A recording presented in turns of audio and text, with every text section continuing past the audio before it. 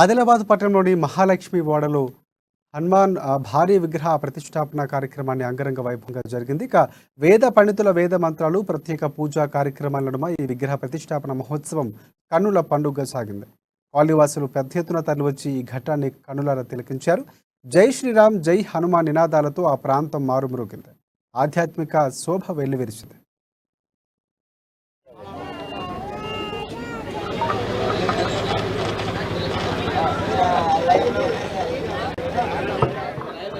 ఎక్కిన తర్వాత ఇస్తారు. జై శ్రీరామ్, జై శ్రీరామ్. నమస్తమానచకే సాఖ్యమదా అభిహి మన్యో తమసస్తవీయా అస్మి భవేద్యర్వాన్ వృతి జైనస్సహురే విశ్వదాయః మన్యో.